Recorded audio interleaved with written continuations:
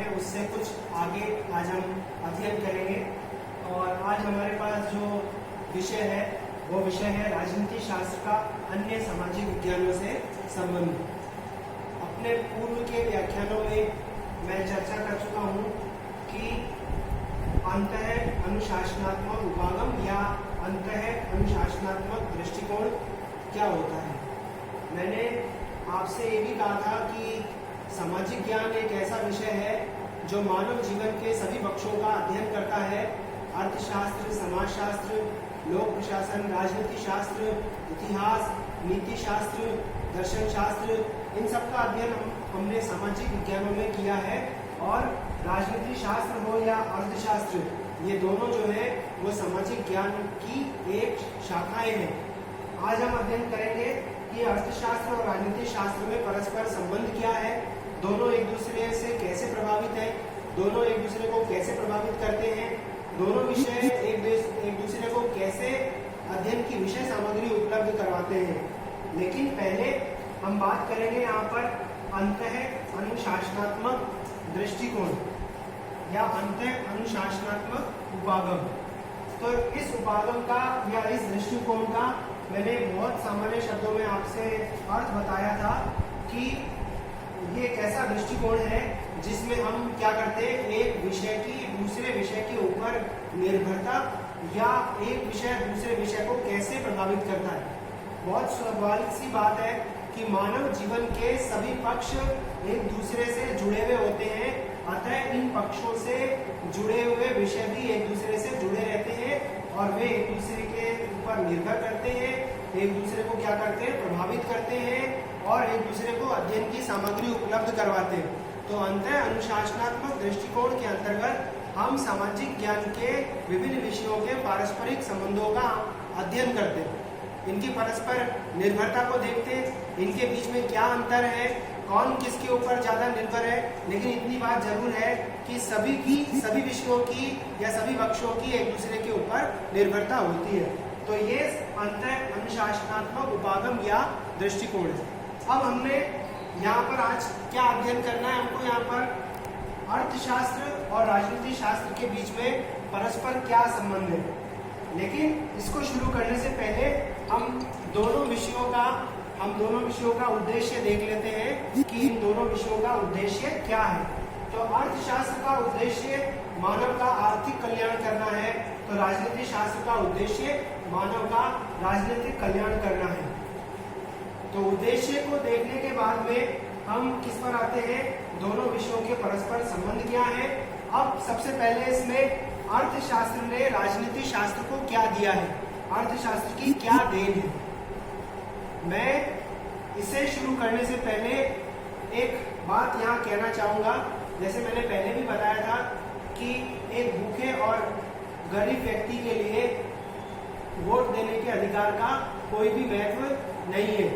इसी तरीके से महात्मा गांधी ने भी कहा था कि मुझे भारत का गरीब होना मंजूर है, लेकिन मुझे यह मंजूर नहीं कि इसके हजारों लोग शराबी हों।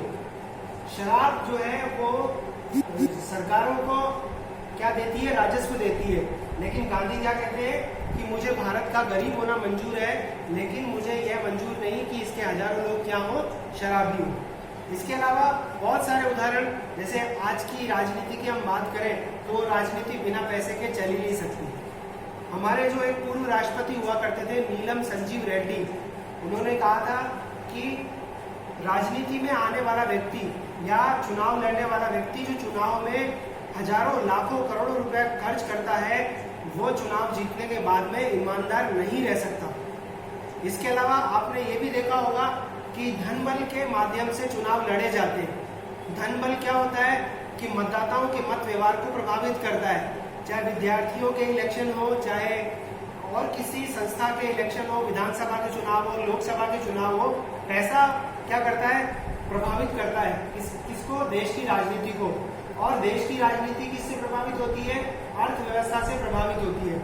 आज जो समय चल रहा है, हमारे सामने जो विकट परिस्थिति चल रही है, उसमें हमने लॉकडाउन की स्थिति को छोड़ा है और उसके पीछे कारण क्या रहा कि हमारी अर्थव्यवस्था जो थी वो जर्जर होने लगी थी।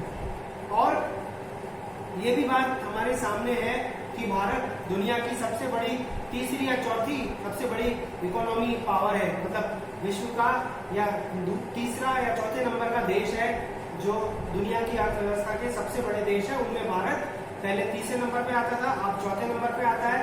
तो इसका मतलब है ये अर्थव्यवस्था जो है वो देश की राजनीति को प्रभावित करती है। इसके अलावा आप ये देखिए कि राज्य के जो नीति निर्देशक तत्व है जिनका अध्ययन आप अगले क्लास में करेंगे या आप सीनियर सेकेंडरी में इसका अध्ययन कर चुके होंगे नीति निर्देशक तत्वों का, और नीति निर्देशक तत्वों का क्रियान्वयन इस बात पर निर्भर करता है कि राज्य आर्थिक दृष्टि से कितना संपन्न है।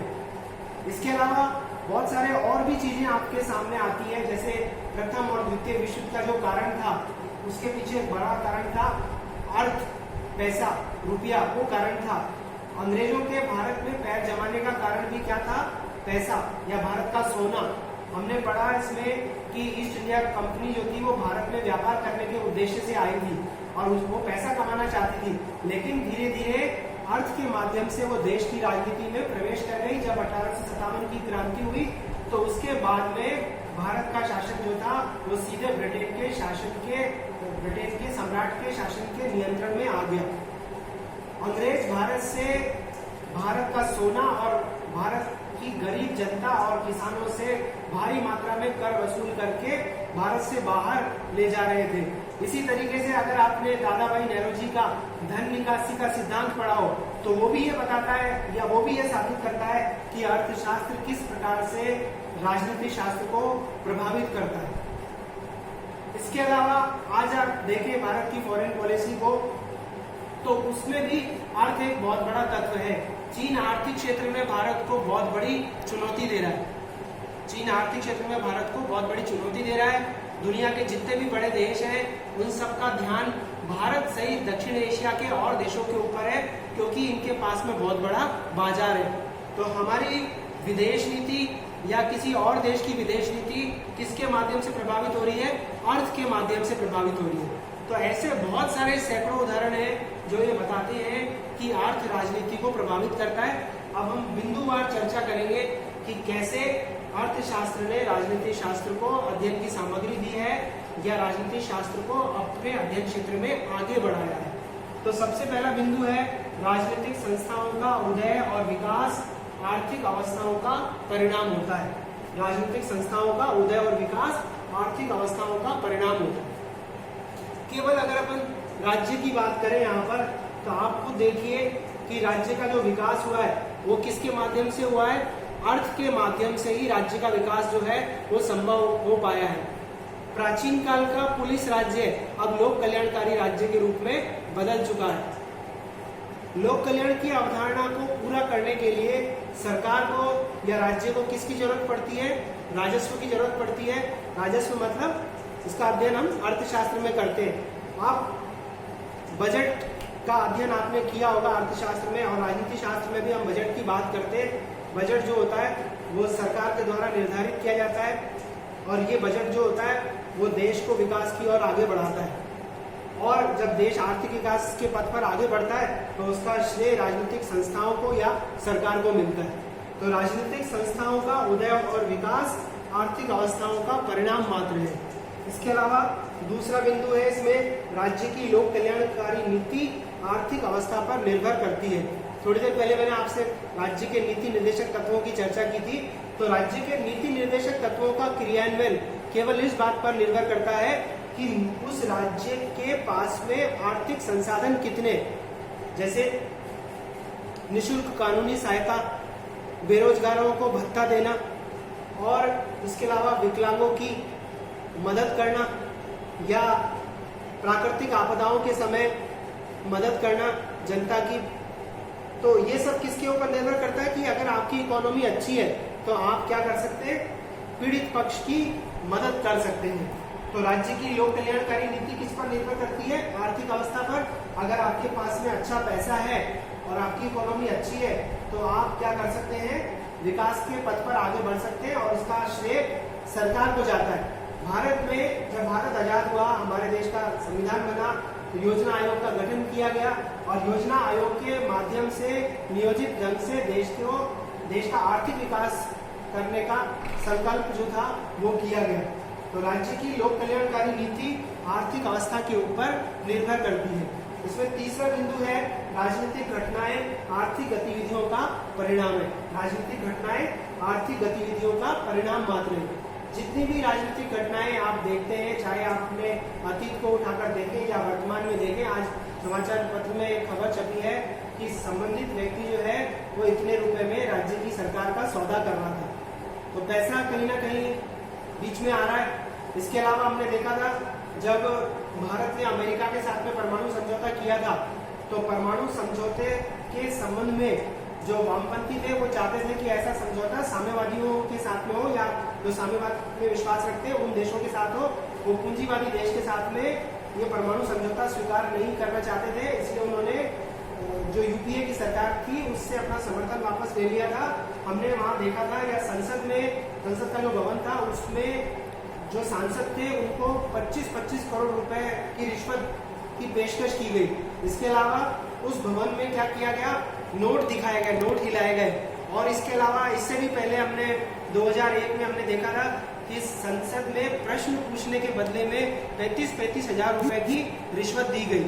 तो ऐसे बहुत सारे मामले हैं जो ये बताते हैं कि जितनी भी राजनीतिक घटनाएं होती है वो आर्थिक गतिविधियों का परिणाम होती है। प्रथम विश्व युद्ध के पीछे कारण देखिए, द्वितीय विश्व युद्ध के पीछे कारण देखिए, प्रथम विश्व युद्ध के परिणाम देखिए, द्वितीय विश्व युद्ध के परिणाम देखिए। आपने देखा होगा कि जर्मनी के साथ जब वर्साय की संधि की गई थी तो जर्मनी को आर्थिक दृष्टि से, सैनिक दृष्टि से पूरी तरीके से पंगु बना दिया गया था। और जो जिनको नुकसान पहुंचाया था जर्मनी ने, उस जर्मनी के जो संपन्न प्रदेश थे वो मित्र राष्ट्रों ने आपस में बांट लिए थे। और द्वितीय विश्व युद्ध में अगर कोई देश सबसे ज्यादा लाभान्वित हुआ था तो वो देश अमेरिका था। तो इस तरीके से राजनीतिक घटनाएं क्या करती हैं, आर्थिक गतिविधियों को प्रभावित करती हैं, और राजनीतिक घटनाएं आर्थिक गतिविधियों का परिणाम भी होती है। तो आज हम सिर्फ इतना अध्ययन कर रहे हैं यहाँ पर कि अर्थशास्त्र ने राजनीतिक शास्त्र को क्या दिया है, अर्थशास्त्र ने राजनीतिक शास्त्र को कितना प्रभावित किया है। कल के अपने लेक्चर में हम अध्ययन करेंगे कि राजनीति शास्त्र ने अर्थशास्त्र को क्या दिया है।